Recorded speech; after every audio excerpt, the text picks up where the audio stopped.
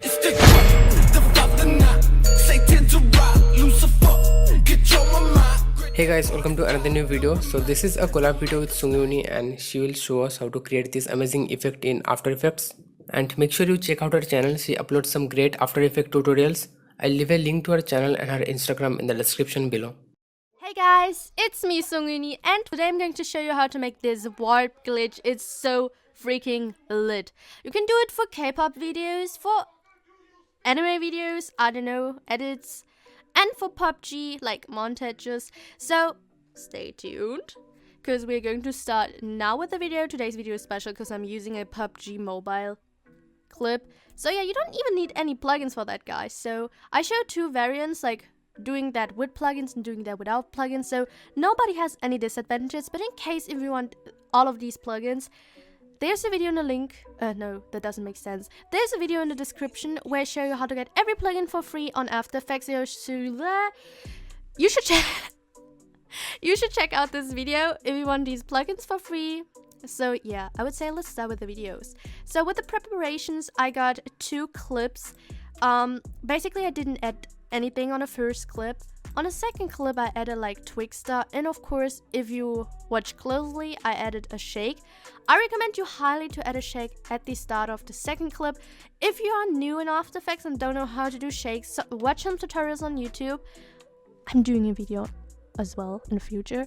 Or watch any preset packs. There are plenty of preset packs where you get shakes for free for learning how to use that or just using that, but of course give them credit. So yeah. So first step, activate motion blur. Just mark both of them clips and press there, and then it will automatically get activated. If you don't do this, I'm gonna come and haunt you, because you're not allowed to forget this. This is really important. Like every editor know this. So yeah.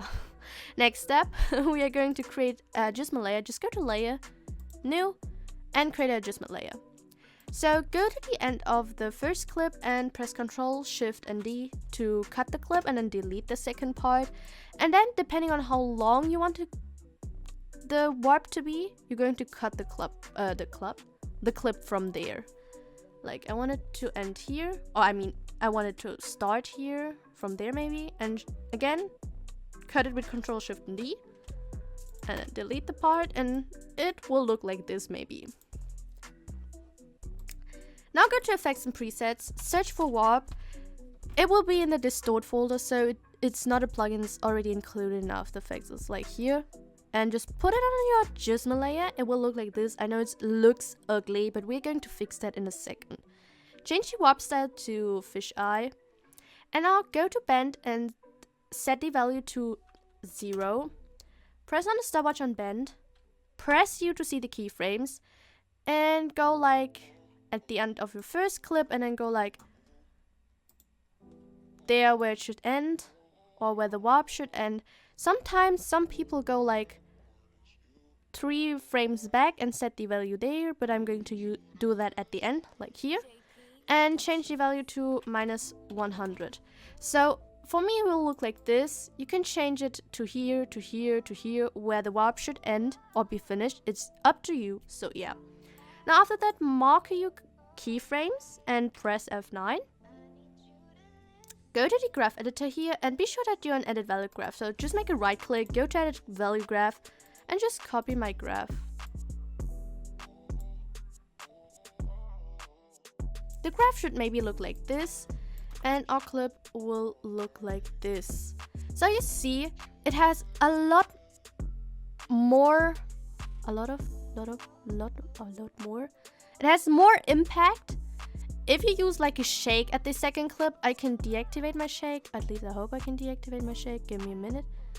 So without a shake, it will just look like this. Like, I mean, it looks good as well. But I mean, with a shake, it's 1,000 times better. I swear, guys. I promise. I pray. So yeah, let's move on to the scan lines. So again, let's create an adjustment layer. Go to layer, new, and go to adjustment layer. This time we go a few keyframes forward, like 3 keyframes. Like go to preview here. It's here maybe. If you don't have it, just go to Windows and then press here on preview. It should be enabled like this. and just press 1, 2, 3, like 3 frames, 4 frames, you can decide. Depends again on how long your scan lines should be. Then press Ctrl Shift and D to cut it and delete the second part. Now go there where the scan line should start, maybe here. And then again cut it with Ctrl Shift plus D and delete the part. It will look like this for you maybe, or just for me.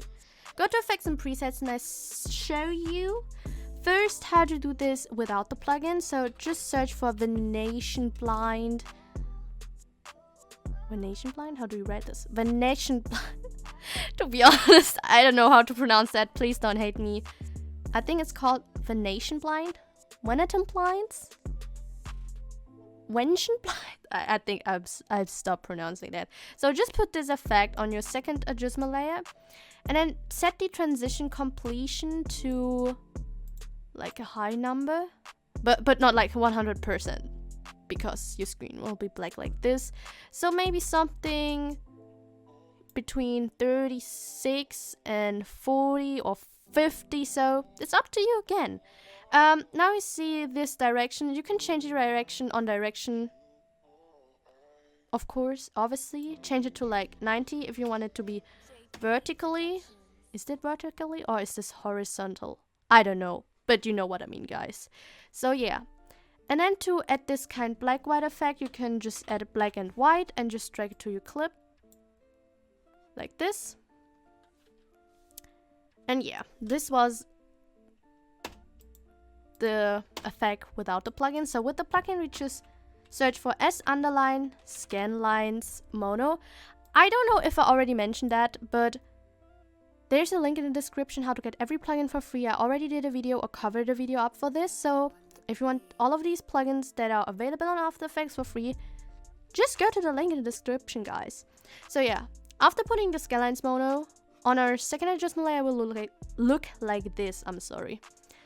So the next step is we press T to see the opacity and press on the stopwatch on opacity.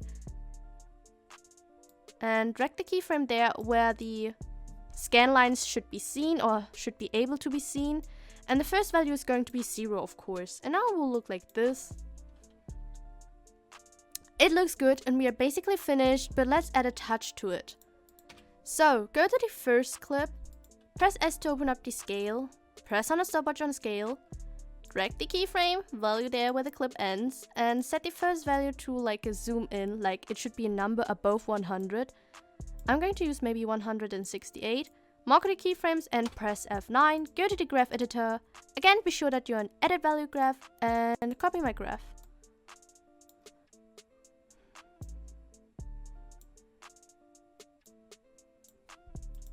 It should look like this.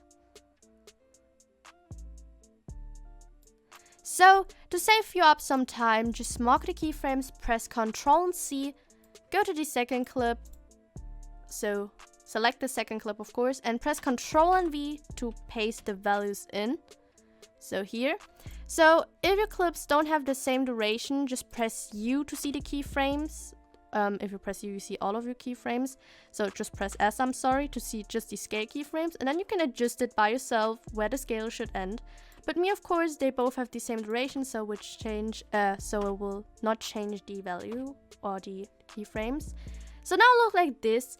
Guys, add some extra effects to make this look more juicy, sexy, pretty, amazing, gorgeous.